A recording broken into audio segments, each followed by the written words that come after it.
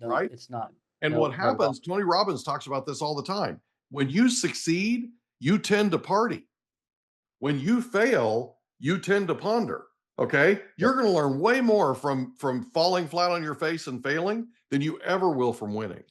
Well, Ever. it's the failing forward model. You know what I mean? We fall in this Mhm. trap and we paralyze ourselves and we go to no activity. Yes, we get very Yeah. micro focused and narrow Myopic. funnel. Yeah. It's Yep. crazy. Yeah. And it happens to all of us. Yep. And I mean, and I know it's not easy. And trust me, we all have these days where you go to bed, laying your head on the pillow at night. We're like, I'm not sure how tomorrow's going to turn out, Right. type of thing. Well, I'm just sharing with you just kind of what had happened.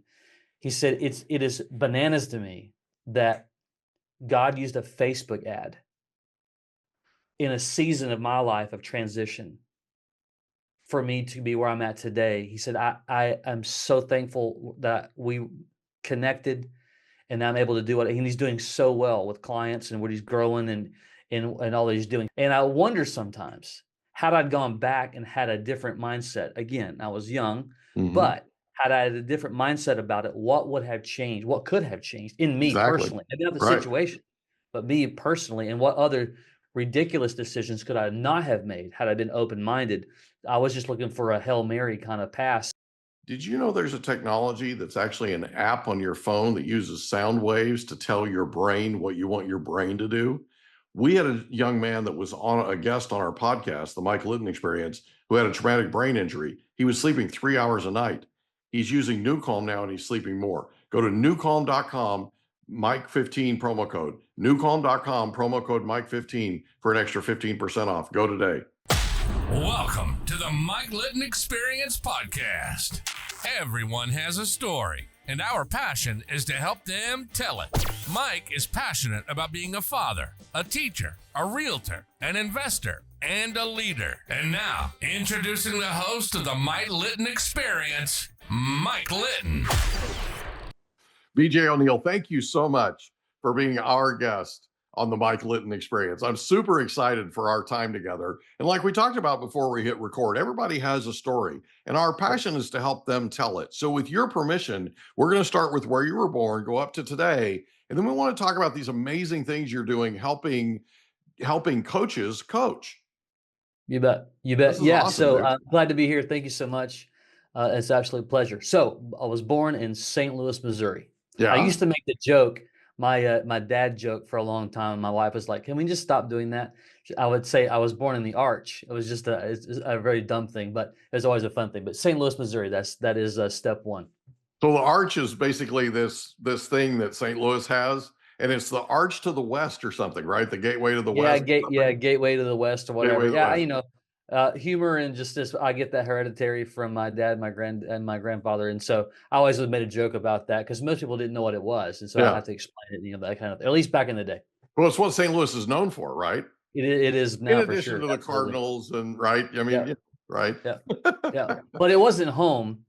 That's just where my dad was at the time in the work that he did in ministry, in what he was doing. We moved around every 4 years, so that just Okay. happened to be where we were at the moment, which was really interesting. So my mom was one of 5 girls, Yeah. all of them married preachers coming Oh out of wow. college. And so all of them did similar functions, and so in the same kind of area of work. And anyway, so we moved around every 4 years, and that just happens to be where we landed. That's so cool, man. Yeah. So is there a place that you principally grew up in, or did you just move every 4 years? Yeah, a little bit like the whole military thing for a lot of folks. The South is by far, would be home. I met my wife in Birmingham, Alabama, and we've lived mostly in the South for the most part, and outside of just some places here and there. But no, I'm when everyone asks the question, so where are you from? It's like, oh man, this is going to take a while, and this is the long. It's just Yeah. not How much try to how much explain time do it. you have? Yeah, because like when you get the questions like where were you born? St. Louis. Oh, you from there? I'm like no. Then No. you got to get into this whole diatribe of the whole thing. And so anyway, but that's how it works. So what was your favorite thing about growing up in a household that was a ministry household? Yeah, great question. So prior to the whole social media thing, Mhm. I today still have so many friends from all over the country because we moved all the different places. While the ministry part was the reason why we moved, while the the job from that standpoint, and then it afforded some unique experiences of traveling. Just Mhm. in my dad's work, he would take me places as a kid and got to go a lot of places. So those were two things that I look back on. While it was challenging at times, you'd have to pick up and go. And Mhm. when you left friends back in the 80s, you left them, like, unless you're going to place a collect phone call, Yeah. you just didn't see them that much. But it's kind of cool to kind of catch up with all those people now because of social media. Yeah. But yeah, being able to have unique experiences traveling, and I got a really early experience and view Mhm. of what this whole idea about consultative work and Mhm. helping strategic work, whatever. At that time, it was obviously all born in the church, Yeah. but that was my first view of what this word consultancy really was. That's really cool, man. So growing up, who was the most influential person to you? It'd be two. My dad would be for sure, no doubt Yeah. about it. He was extremely influential in so many different ways. At the same time, and that was a little bit later on in life, I would argue, but John Maxwell has been Mm. massively influential in my life, and proud Yeah. to be a founding partner with his coaching organization in Oh, 2011. But early on, like really, really early on, I started reading his books and listening to his messages. His message was kind of my heart, just kind yeah. of, fell right into lockstep. But my dad, for sure, no doubt about it, was my champion, my advocate for so long. Yeah, that's cool. You do know that John Maxwell had a church out here. He was a pastor I of certainly do. Trust me, I know the story. that was Yeah, kind of his love beginning, you know? it. It really was, and one of the things about, I think one of the things for me at least that's a lot of people don't know because of how large his name is today Mhm. and what he's done. But when he left, pastoralship, if you Mhm. will, and began to walk into the calling that he's in today, Mhm. and I may botch this a little bit, but his first event that he did, and I can't remember now if it was a paid event or free event. I think it was free. I mean, they promoted, and like 13 people show up, right? Mhm. And it's a message that at that time he's not what he's become today. Yeah. And people see that the whole Mhm. the millions of people, the 90 something books he's written, all this stuff, but there was a beginning stage. And that should be the message for anybody trying to do anything, build a business, launch a career, whatever. There's going to be a beginning stage, and it's kind of be kind of lonely, or it could be kind of Mhm. lonely, and it won't be probably what you thought it was going to be because you're excited, and all of a sudden, wait a minute, this is not exactly what I thought it was going to look like. Yeah. And so he is another, and there's a lot of them. He is another just a reality of the time, consistency, and effort that even though he's so influential now, it took a long time to build where he's at. Yeah. I love how he relates to people and how he relates to leadership. I mean, I don't, I haven't read all of his books, but I think I've read most of them. And I owned a Keller Williams office for 18 years, and he did a big special thing for us for Keller Williams regarding the business plan and how there were how it applied to the 21 irrefutable laws of leadership and that kind of thing. And it was Yep. really, really cool. I mean, Yep. I just love that guy. I'd love to Yeah. have him on our podcast. Oh, for sure. No, If he's there's a. any way we could do that, that would be huge. It would be huge. What part of the message I think for me early on, I probably didn't know it the way I know it now, but it Yeah. just it was started to stir the pot in the soul and the spirit kind of thing. Was you know anything as far as I'm concerned, it requires relationships. You want to Yeah. move anything, do anything, it requires relationships, right? Yeah. Persuasion's a real thing. However, the way you go about it and the way you do it Hmm. can dramatically change when you're influential and when you have this opportunity to truly have the heart of wanting to help solve problems. Yeah. And that it all starts with the approach. And I think that that's what really kind of that made sense to me Yeah. because I've always been to some degree in some type of role of production. You want to call it Yeah. that? People call it sales, call it whatever you want to call it. But in my opinion, it requires a significant amount of relational equity. Mhm. And that starts with how can I solve a problem that you're going through or you're That's dealing it. with or whatever. It just changes everything. And Yeah. so anyway, that's a significant portion of how I'm able to do what I do today. Yeah. That's really cool, man. So In high school, did you have a favorite subject? Oh man, gosh, I probably didn't because that was the quintessential C student at best, Oh, um, okay. you know, type of thing. It's funny because I'll tell you this: the one that I wish I would have been my favorite Yeah. and would have been math, even though couldn't stand it at the time. You think at least back then, again, there's no Google, there's no social media, Mhm. there's none of that stuff back then. You just think that I'm going to get out of here. I will never need math again. I will Yeah. never, whatever. You realize that's the number one thing you use all the That's time, why right? God made calculators, right? I know, right? Which is amazing. Thank you, Lord, that that's the case today. So I did enjoy it to some degree. It was just always challenging for me, especially algebra and those things. It just Yeah. constantly pushed on the nerve of challenge for me because a lot of it just did not make total logic. To be fair, I probably thrashed a lot because I didn't really want to do it, Yeah. which, as you know, is when we do that, nothing Yeah. makes sense. Well, and if you have to do it, if you're made to do it, you kind of Right. resent it a little bit, It's Yeah. like, yeah. Yeah, So and what's I so got it. funny, I've had to you talk about coming full circle. I have Mhm. our middle one who'll be 20 next month. It is a spitting image of me. I mean, it's the Yeah. same thing. So I'm kind of like walking out all that I did back then and the way I did it. He's totally just like I am. He's Mhm. actually really smart, but he just doesn't always love to do it. And Yeah. so therefore, it's just always it always was, at least when he was in school, a challenge for him and whatnot. It's Yeah. interesting. Yeah. It's wild. Yeah. So in high school, did you have a favorite teacher? I did have a favorite teacher, and ironically, so again, back to the whole traveling around, Yeah. so we had these different levels. But in sixth grade, Mr. Wilson, Yeah. and I know that sounds like a made up name. Mr. Wilson No. sounds like a normal. And back then, sixth grade was couched inside elementary school. It wasn't a Yeah. part of middle school it is Yeah. today.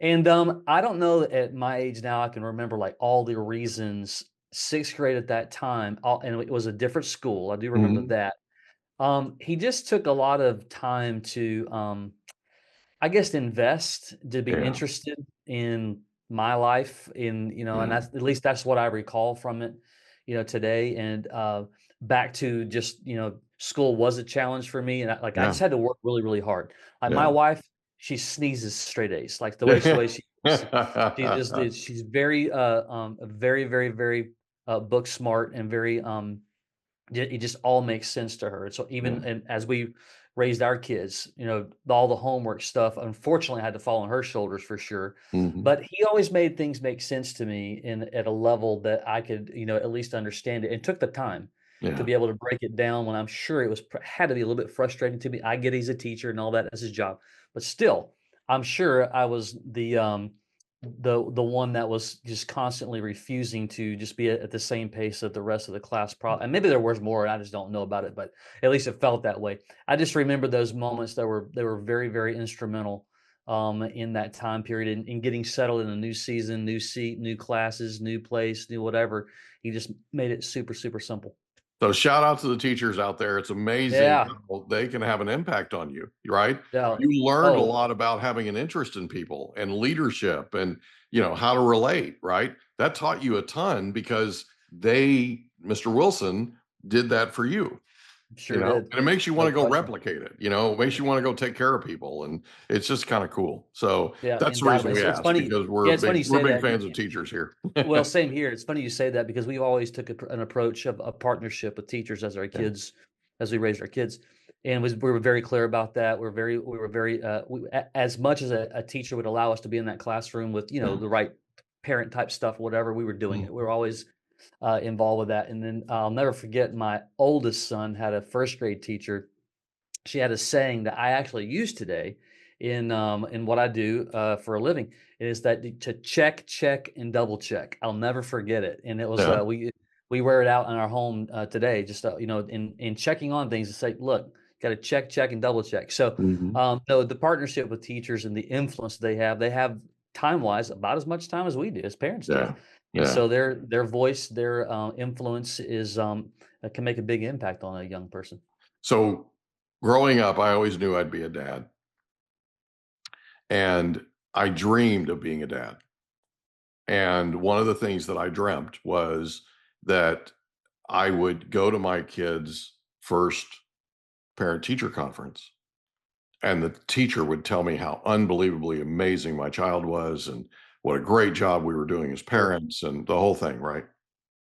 And so our first parent-teacher conference comes up, and my my son Michael, who's our oldest, is in kindergarten. He's now 26. And so I walk in and I sit down and lay it on me, teach. How we doing? She goes, well, actually, Mr. Litton, your son's the most disruptive child we have in our class. Love it.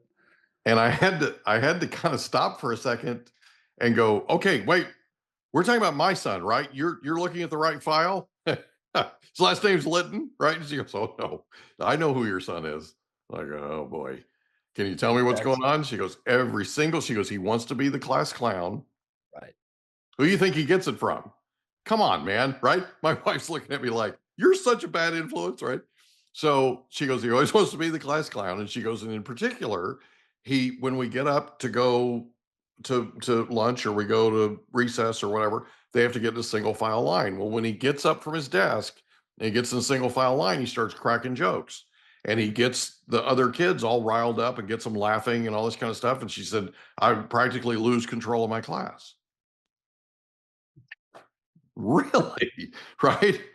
So we're sitting there and I said, Mrs. Sanders, we got to figure this out. We got to get this, we got to get this addressed, right? This can't continue, right? And I said, what do you think the solution could be? And she said, well, I actually wanted to ask you that. And I said, well, what's interesting is at the time, I had a couple of companies and I had a lot going on. And my son used to remark to people that I had 2 cell phones, and I would oftentimes use them on both sides of my head because I had deals I was closing, I had things I was negotiating, I had employees I was trying to talk down, that kind of, trying to get them to calm down, that kind of thing, and help resolve whatever conflict between them. And so a lot of times I'm, right. And so I said, he always talks about my cell phones. I said, how about if we do this? How about if I give you my cell phone number and you put it on your desk? When I go home, I'm going to tell him that you have my number. And the next time he gets out of line, I want you to walk up to him and whisper in his ear, do you want to go to my desk and call your dad and tell him how you're acting right now? Because I guarantee you, I'm the last person in the world he wants to deal with when he gets home from school. If this is right, because he knows that he's supposed to respect authority. Like when we were out and about in public, right? And there was a police officer or sheriff's deputy, that kind of thing, I'd have him go up and shake their hand, introduce himself, and thank them for keeping us safe. Get familiar with authority, yeah. You have to be respectful of authority, okay? Yep. And so, right? So I went home and I said, look, we talked with Mrs. Sanders. This is what we're doing.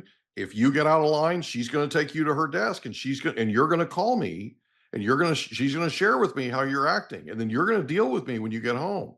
Are we clear on this? Yes, Dad. Yes, Dad. I mean, his eyes are right. So the next day, that exact thing happened. Right back in line. Never had to talk to him again.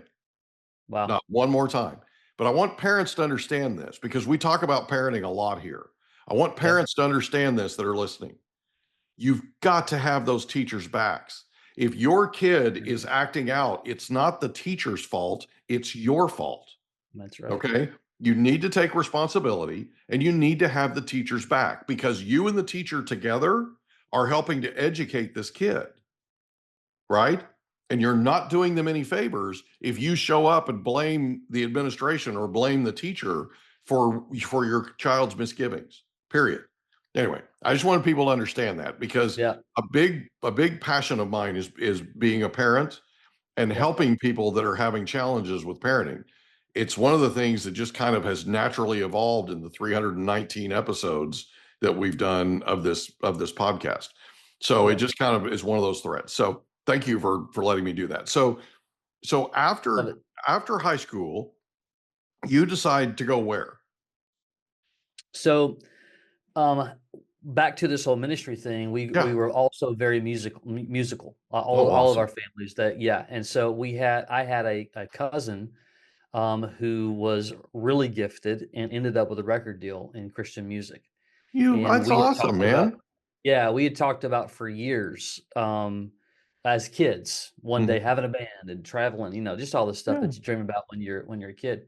Well, as it happens, he's a little bit older than I am, and as Yeah. it happens, when I was 17, I actually moved away from home Uh-huh. and went to where he was at and lived with his family for a bit before we got our own home, and we started traveling the world, and Wow. so that evolved over time into tour management, events management. We had a pretty big splash in Christian music at the time back in the early '90s, and a lot of that though I was handling on the business side of things, Yeah. which was the design of everything. And, but I kinda got a pretty good picture of, like, I don't know that this is what I would wanna do for the rest of my life, Yeah. like, the whole road thing, and I love traveling, and I mean, kinda grew up doing it all the time, and so, but yeah, that was kind of a, and it's funny enough, living here in Nashville, still have a lot of friends and connections from back in those days that are still on the last the parts of their career, from those times, or they're in consultancy work, they're retired or whatever, and, because it's been it's a great community in the music business, here. But that was a huge learning experience at such a young age. I won't say how much, but I remember back, gosh, being on tour and the amount of cash we would carry Mm. for per diems and things like that. And I look back and at my age doing this, and I'm like, I don't even know how that happened. I don't know Mhm. how that worked. Like, I don't know how I truly was able to do that. But I was very much, my sister's older than I am. So I was always around a lot of older people. So I was kind of always accustomed to, I grew up kind of quick a little bit, to some Mhm. degree, but it put me into a lot of challenging positions early on that I probably couldn't do what I do today without just Yeah. the experience that I learned at such a very, very young age.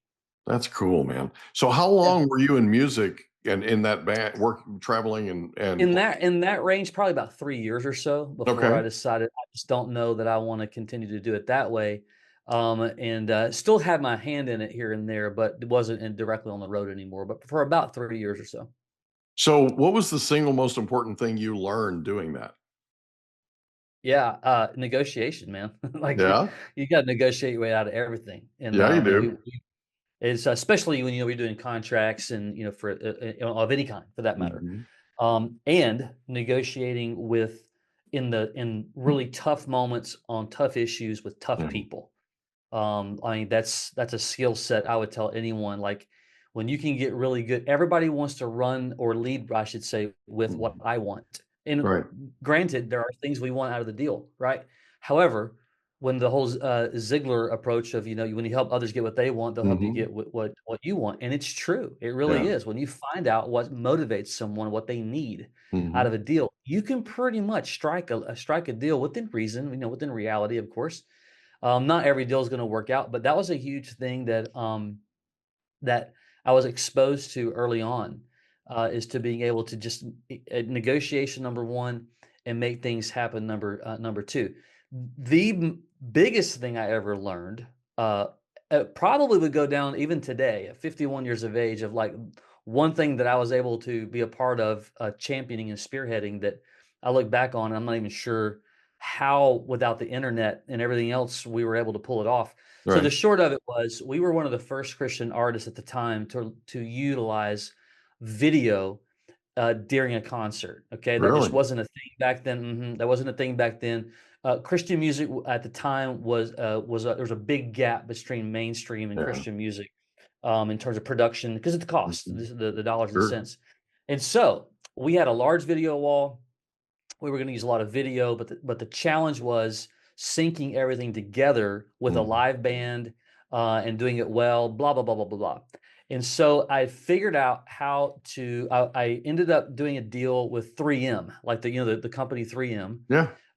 and so at the time, what do you call it? CDs. They Mhm. would skip, so you could record music to Mhm. CDs, but they were very fragile and they could skip. So if you got bumped or whatever, it's like Yeah. that's not going to work. But what didn't skip, you probably remember laser discs. Remember those Yeah. big, huge Yeah, I do, laser yeah. discs? Yeah. And so, well, they did not skip. I don't even know why that's the case, but I just know that was, we happened to have one. We Mhm. were a little bit nerdy like that, and had one.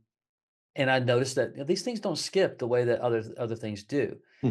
And so I worked with 3M, to develop all of the video and audio onto laser discs, and we Cool. utilized laser discs in for live shows that sync with live music and that sync with the video. Now today it's, I mean, so easy to do. Like Yeah. these people out there on the road today, I'm like, y'all have no idea what we went through to try to MacGyver things with, a budget, Mm. by the way, be on an extremely tight budget to do it.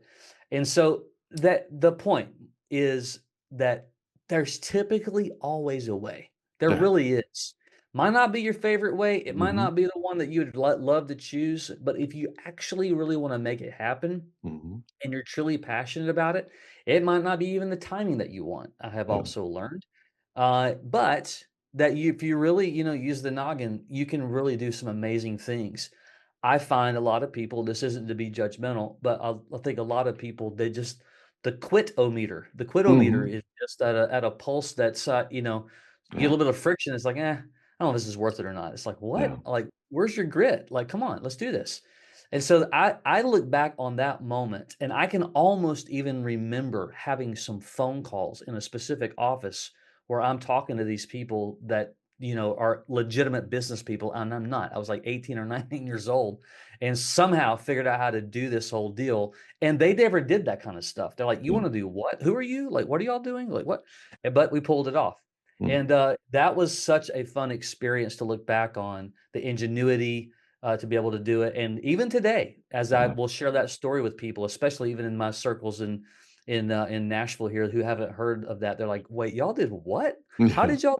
It's really fun to be a part of that. But the lessons are still the same, though.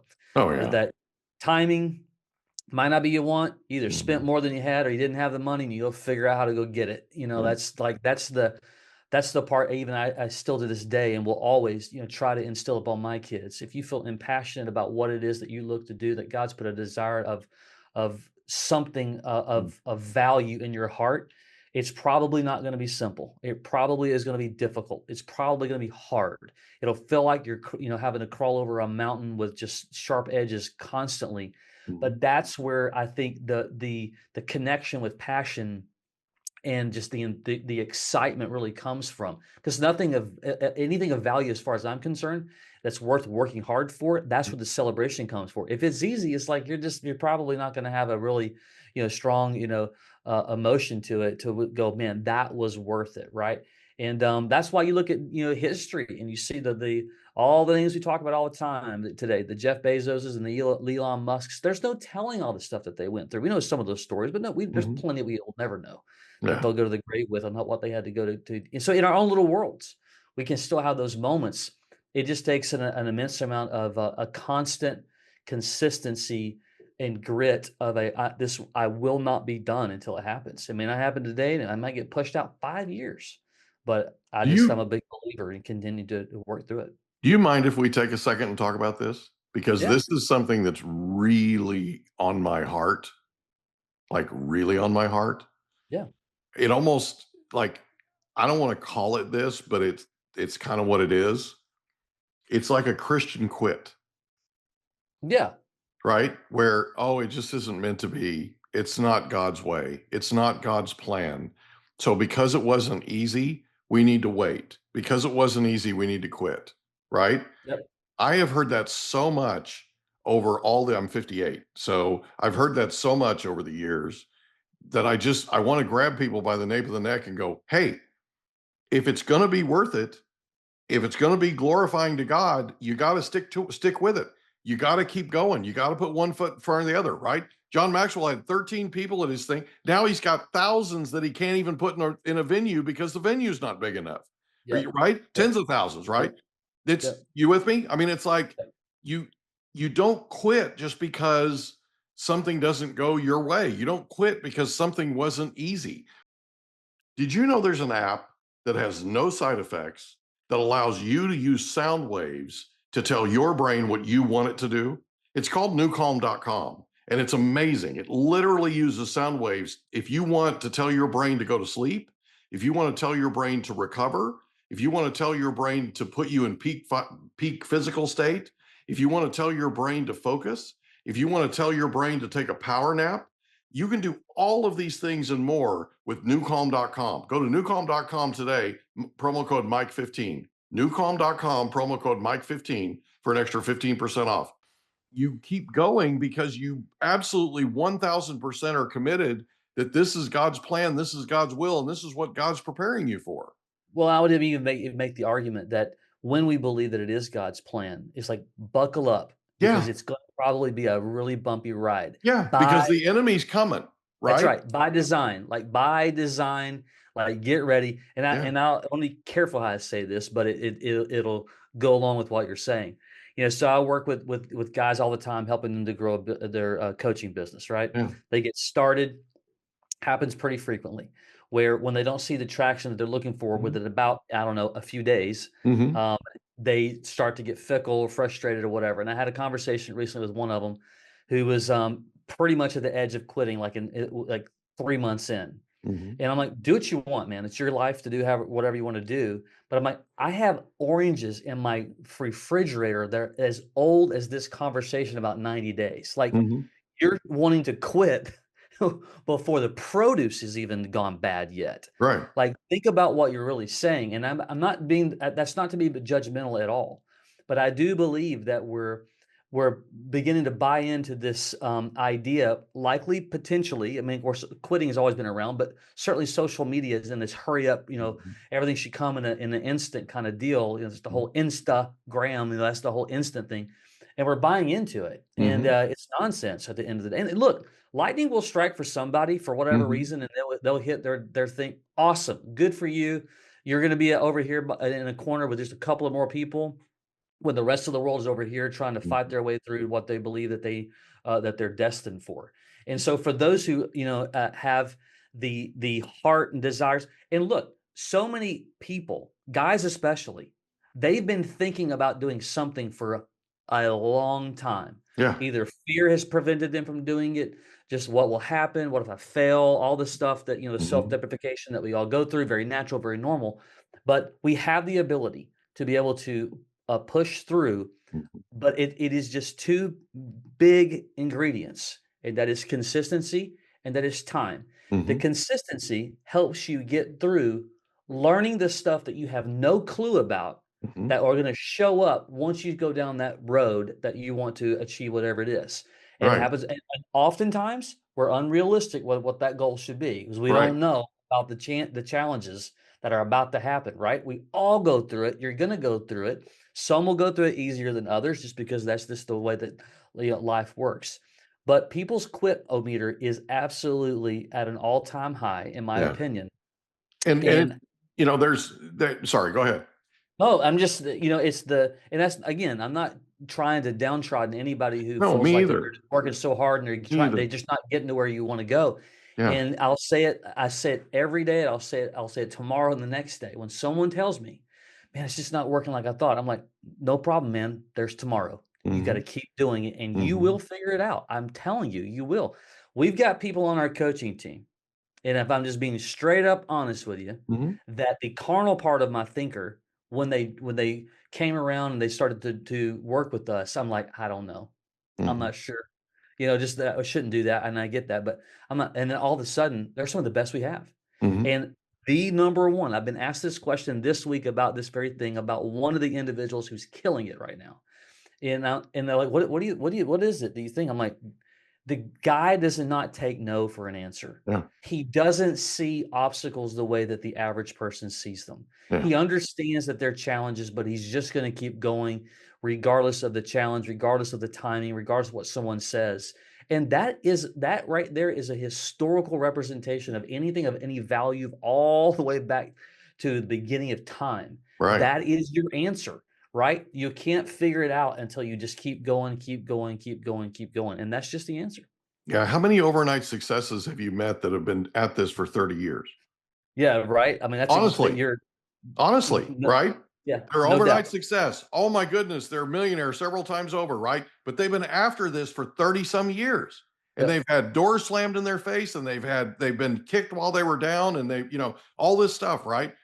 What's interesting about this is if their why is big enough, That's right. they'll just keep going. I don't know if you know who Scott Mann is, but Scott's been on this, he's an author. He's been on this podcast a couple of times and he's a big friend of ours. And Scott is a retired lieutenant colonel from the Army, Green Beret, Special Forces. And he wrote a book called Nobody's Coming to Save You. It came out last October. And in that book, he talks about this thing called the churn. And it's literally social media's algorithms working on us and taking us and putting us in hyper partisan tribes, like separating us, right? And literally, like you're talking about, programming us for this Amazon instant gratification thing, Yep. right? You order it and it's at your front door in Yep. less than 24 hours, right? Yep. And if you're a Prime member, it's no charge. This isn't an Amazon commercial. It's literally how it works. Yep. Here's the thing. People start getting to a place to where they expect their success to be that way. They expect their journey to be that way. They expect that they're going to get involved in something and the next day they're going to be successful. That's Yep. not the way this thing works, No, right? it's not. And No, what not at all. happens, Tony Robbins talks about this all the time. When you succeed, you tend to party. When you fail, you tend to ponder. Okay. You're going to learn way more from falling flat on your face and failing than you ever will from winning. Well, it's the failing forward model. You know what I mean? It's the Absolutely. whole point of taking what you learn and you're able to reapply. I look back 30 something years ago now, second business we had that didn't turn out well. The first one did, second one didn't. Largely in due part because I didn't know fully what I was doing yet. Now I was very young, to be fair. Again, there was no internet, which is still bananas that I say the words. I feel like I'm still young, right? And looking back on it, and the one thing that I did not do is I did not seek out actual advice and help. I did not have a mindset to go, this isn't working out the way that I need it to. Someone has done this before me. Who can I get and help to, set me on the right track, help me grow up a little bit in my thinking. Yeah. And had I done that, I don't know what the outcome could have been. However, that whole experience is another level of, when you just get kicked in the teeth a few times, you're going to learn something, and you will. I'm not saying that to just love just getting, having to fall on hard times and go through, but sometimes those are the necessary layers of the pruning to be able to, for significant growth. They're also a step to success. Well, right? and likely probably, a needed one. Correct. To some degree. It's just you can't. So much of the great decisions have come because of the bad ones we made. Yep. And that's just the way the process is. And I don't want to sit here and be sound like a negative Nelly that it's going to be hard times all the time. No, thankfully, we have great tools, resources more than ever before, research more than ever before. Oh my goodness, like the ways that you can go and accomplish anything today is so far greater than ever before. I mean, gosh, you can set up an e-commerce site today and make money by midnight, right? Yeah. I mean, it's just crazy what you can do. However, when it comes down to the cycle of I have this dream, goal, desire, process, whatever it may be, you just got to continue to persist and push forward, get help, stop doing the things that aren't working and continue to innovate, continue to move forward. Stagnation and stalling will not be the answer. Absolutely. So when these things come up and I talk to guys through it, I'm in a challenging spot right now. Awesome.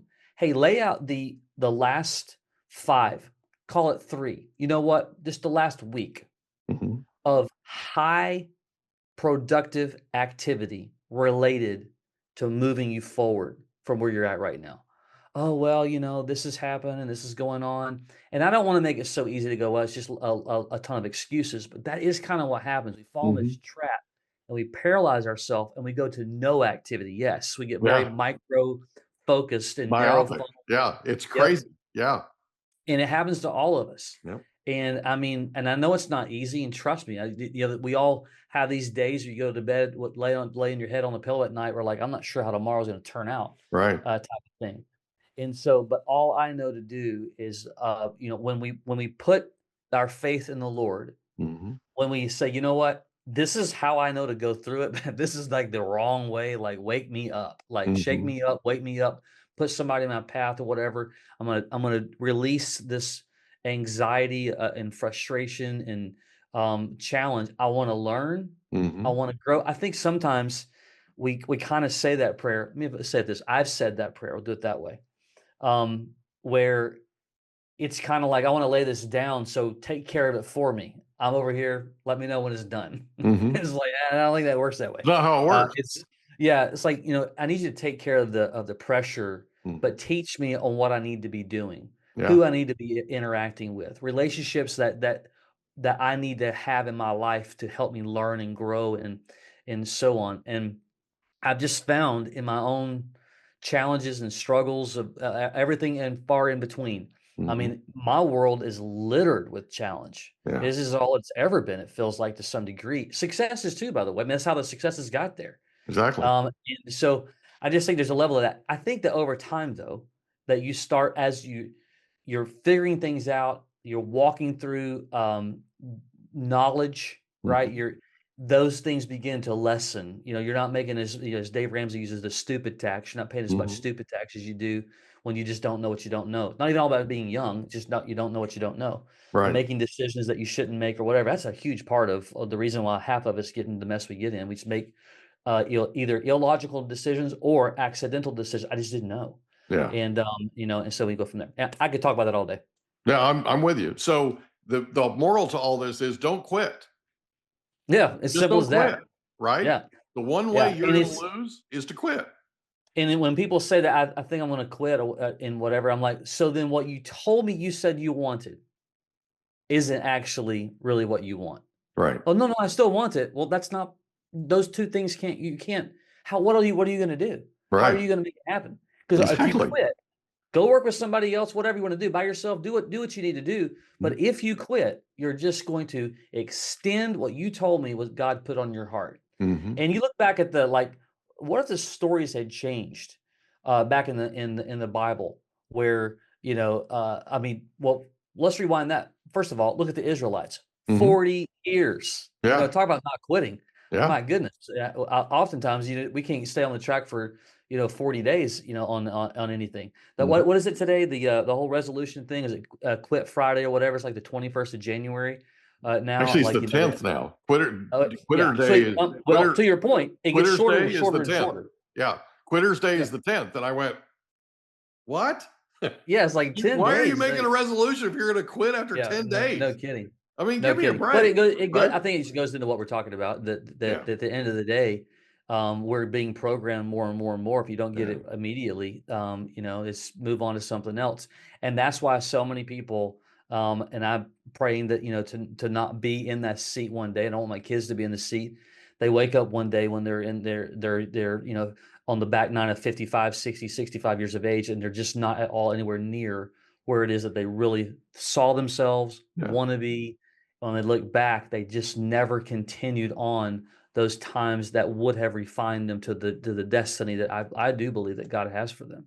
Yeah, I totally agree with that. And the one thing that God doesn't want you to do is to quit, right? Mm-mm. The thing that I'm hearing you say is faith without works is dead, right? So your prayer needs to be, listen, I need you to take this and help me with it, right? I need a mentor. I need to know what to do. I need some guidance. I need some encouragement. I need somebody else in my life that can, and I need you to bring that person into my life so that I can get to where it is that I need to be. Right? I mean, that's really what this is about. It's not about going to God and saying, okay, take care of this for me. What? Yep. Right? It's Yep. more go to God and say, okay, how do I do this? Yep. Help me here. Exactly right. Yeah. Right? That and just the whole casting your cares, like that took me a long time to truly understand what Yeah. that actually means. And no doubt that, I mean, I'm not trying to be a theologian or trying to act like that I know the scripture better than anybody else. But I discovered, for BJ at least, I'll Mhm. say it that way, that whole casting the cares is a decision. Mhm. In other words, I get to make the decision that I believe he has what's best for me. Yeah. But it doesn't mean it's just going to solve the problems and fix the Mhm. problem. As a matter of fact, I remember, I don't, this is on that second business. I can vividly remember one day being there by myself praying.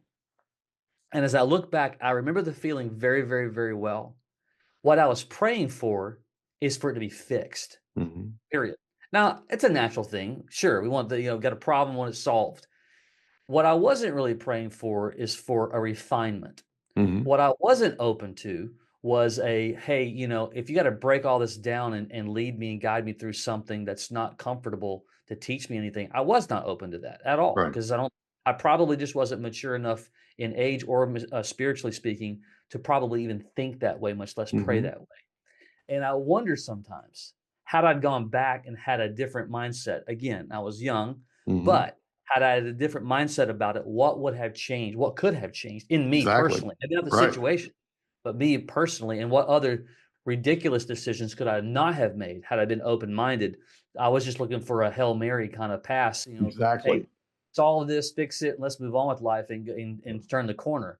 And so I wish it worked that way sometimes, but it just oftentimes doesn't. Everybody wants to win the lottery too, Right? right? That would help. It's on well, here's the thing. The quality of the answer you're going to get from God comes from the quality of the question you ask him. Okay? It's that simple.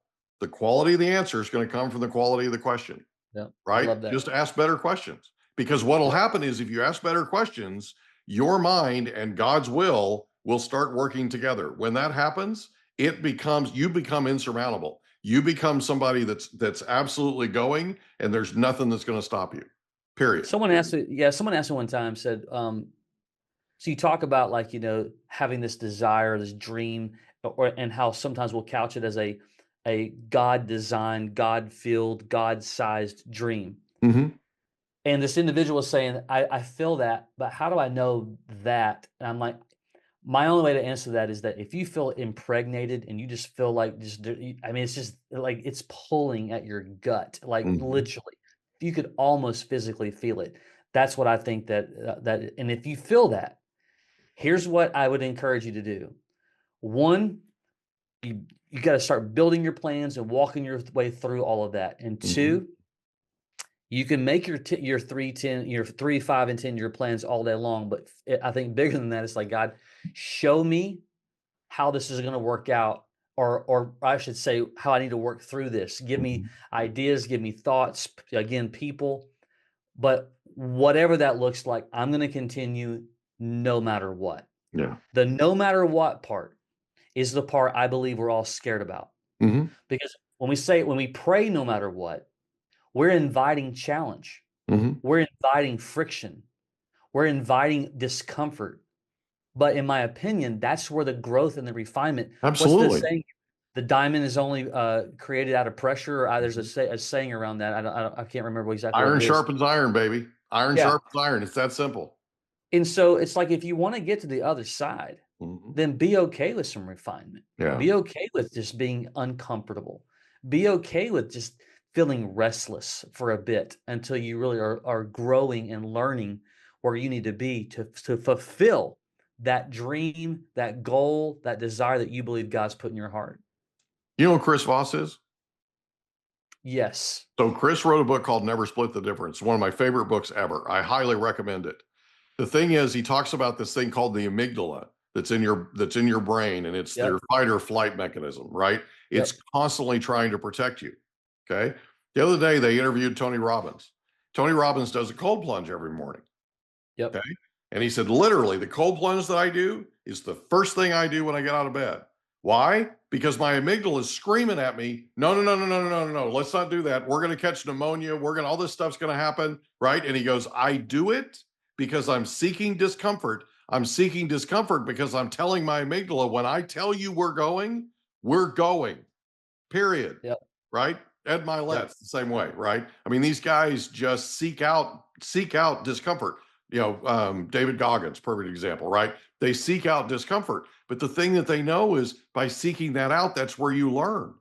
That's literally where you Yes. learn. And you take control of this fight or flight mechanism that's constantly trying to protect you. It's constantly Yep. trying to, it's screaming at you, right?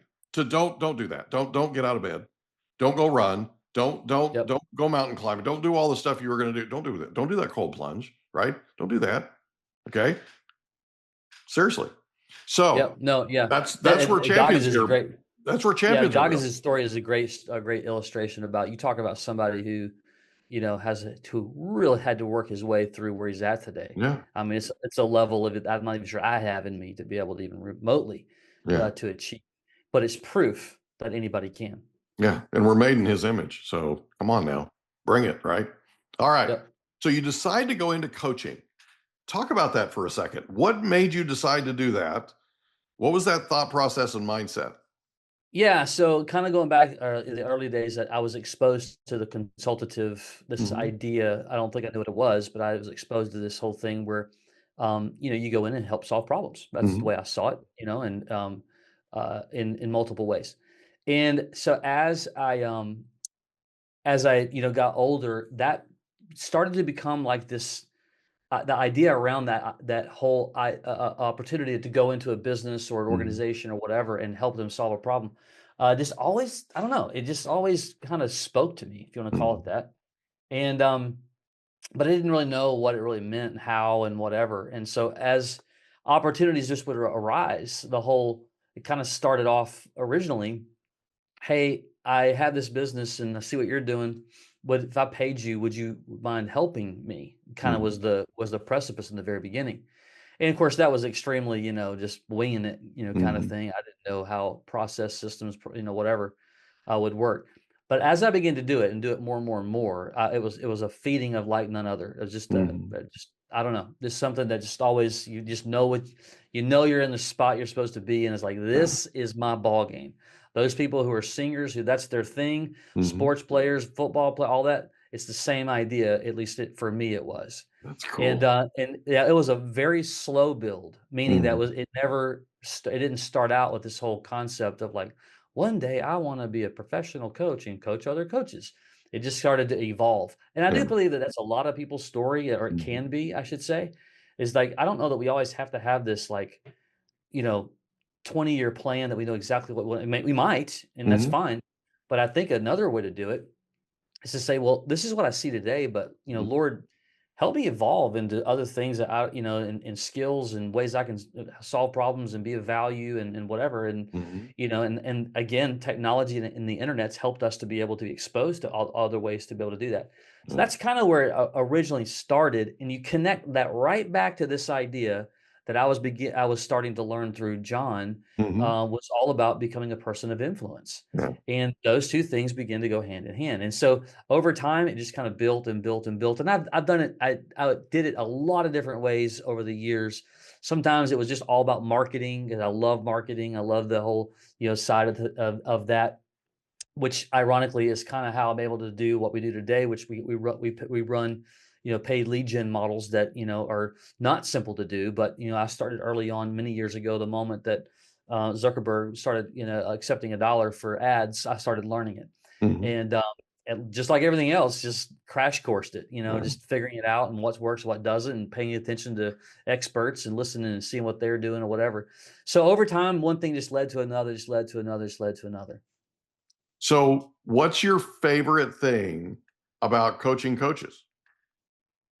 One of them is that to be an individual that's helping someone else unlock opportunity for them. Hmm. That God's using me. As a matter of fact, funny you say that. It happened Hmm. this week. A Hmm. conversation with one of our guys, who many years in corporate America, and we had a conversation after a mastermind call, and he said, "Dude, I just want you to know, and this is not about bragging at all. I'm just sharing with you just kind of what had happened."